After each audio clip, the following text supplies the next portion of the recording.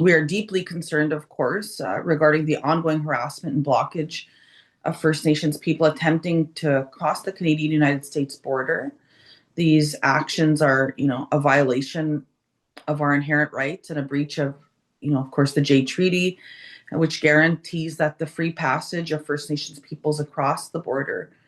So we call on Trump's administration to fully uphold First Nations people to cross the border without harassment or undue hindrance.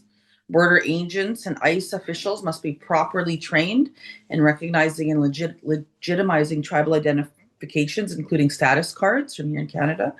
We will be meeting later this year with Indigenous leadership south of the Medicine Line, including the National Congress of American Indians, where border mobility will be a critical topic of discussion.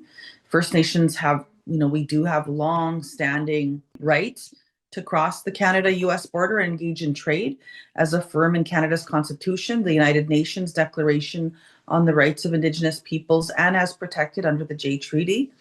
First Nations have been on these lands long before the borderline was drawn. The border dividing Canada and the US crosses the ancestral lands and traditional territories of many Indigenous peoples, tribes, nations, and lands. The border affects First Nations daily movement, traditional practices, economic opportunities, and the family and cultural ties with our Native Americans, our Native American relatives. So we call on all levels of the Canadian government to affirm and support First Nations border mobility and take steps to ensure rights to be upheld in the face of imperialistic bullying from the Trump administration.